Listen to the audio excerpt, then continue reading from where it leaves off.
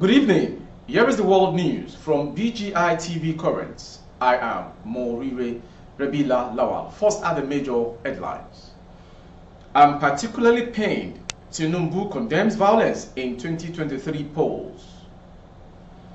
Protesters storm National Assembly, calls for annulment of presidential election.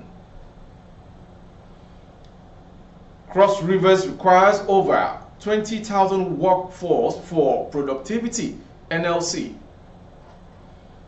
Ogun, former PAMSEC wife killed in Lagos. Hoodlums set ablaze High Court 24 hours after INEC declared results. Finally, on sports, NFF announces gate fee for Super Eagles clash versus Guinea. Now the news in detail. President-elect Bola Tinubu has condemned the violence reported in the 2023 general elections in Nigeria and is calling for healing and reconciliation in the country. Tinubu said this in a statement released on Tuesday and urged Nigerians to rise above their differences and work together for the betterment of the country. The former Lagos State governor said, "I'm saddened by the reported isolated infractions during the elections and its aftermath in some states. I strongly condemn it. Also, the report of arson after the announcement of governorship results in one state did not represent who we truly are, peace-loving people. The physical and verbal assaults committed are unacceptable and antithetical to democratic rules and ethos. Elections should be a celebration of our maturing democracy and freedom of choice and ought not to be moments of grief. I'm particularly pained by the cases of ethnic slurs which are capable of creating needless mischaracterization reported in some locations." And to the next story. Some protesters have stormed the National Assembly in Abuja over the just concluded presidential election in Nigeria. The protesters carried placards with the inscriptions such as "Save Our Democracy," INEC plus corruption, politicians are killing our democracy, and INEC killing the Nigeria democracy. Information report that some of the women were crying and laying curses. This is coming less than 24 hours after a protest erupted at the Unity Fountain on Tuesday in Abuja. And to the next story from Cross River State. The chairman of the Nigeria Labour Congress NLC in Cross River State, Comrade Gregory Olayi, has revealed that the state requires at least 20,000 persons in its workforce to remain efficient and productive in delivering quality service to the people. Comrade Olayi made the revelation on Wednesday while briefing journalists at the NUT Secretariat in Calabar. The NLC chairman said since the creation of Akwa Ibom State till now, which is now 36 years, a lot of civil servants are retiring based on service years, and these started depleting the workforce in 2022. Going on to the next story. Former Permanent Secretary Ogun State Adefemi Egbelua and his wife Oluwafunmilayo have reportedly been killed by gunmen who broke into their home on Saturday at number 1 Adefolu Drive, Allen Avenue area of Lagos State. The couple were reportedly killed early hours of Saturday. Confirming the incident, a state police spokesperson, Benjamin Udeyin, stated that no suspect had been arrested in connection with the incident, although the investigation is ongoing at the time of filing this report. Policemen have visited the scene. Investigation is ongoing. The househelp was found unconscious, but she is responding to treatment now in the hospital. The case has been transferred to the Homicide Section of the State Criminal Investigation Department, Manti, Yaba, SCID. No suspect yet arrested.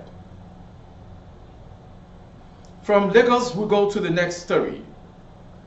Suspected political thugs have set ablaze a state high court in Owutu-Eda community in Ebonyi State.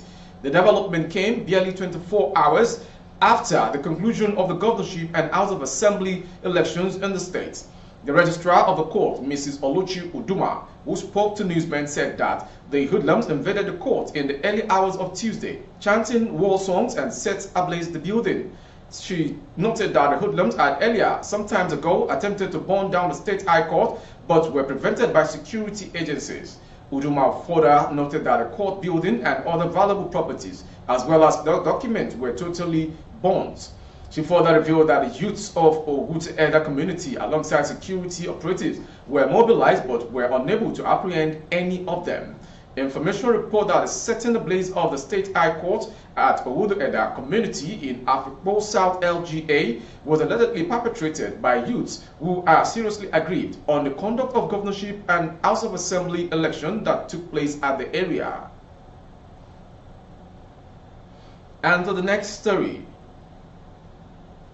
A 33-year-old woman, Ifeoma Osai, who was arrested and detained after allegedly killing her landlord Monday, Oladele, by squeezing and dragging his manhood during a fight, has denied the accusation.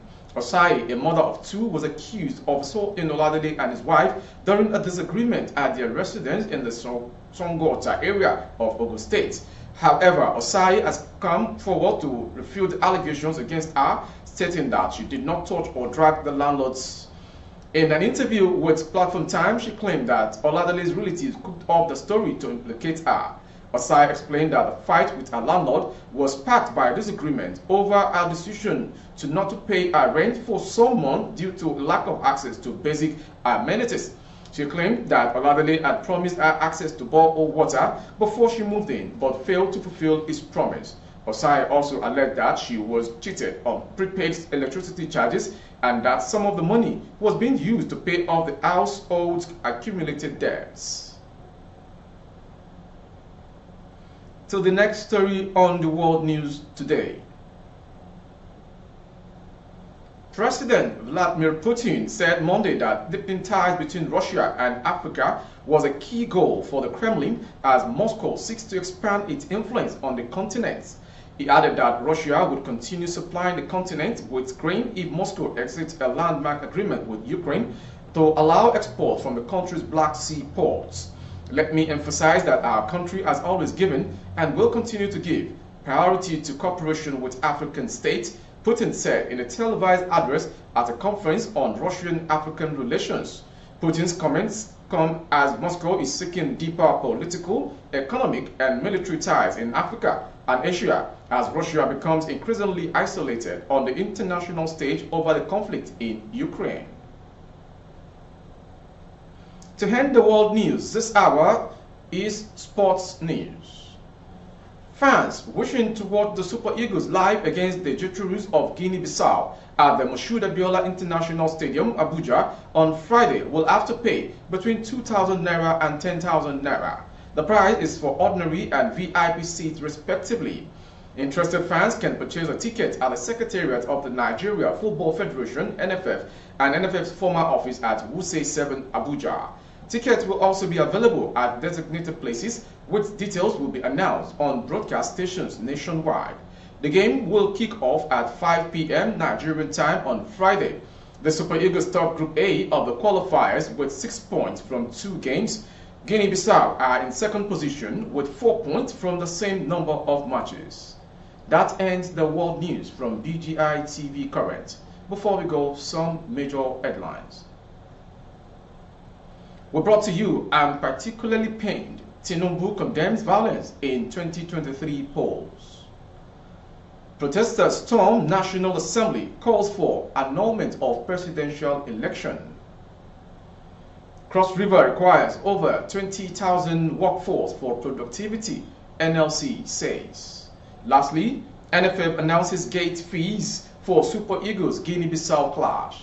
For more updates on our YouTube channel, the handle is BGI TV Current. Kindly subscribe and click on the notification bell. Select option all to access our broadcast.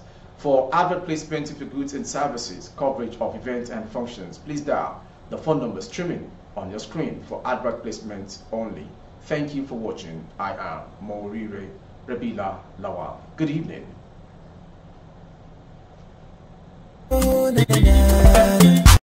If you want to know what's going on in city, or you want to listen to the latest news and gist, no stress, oh, just tune to BGI TV.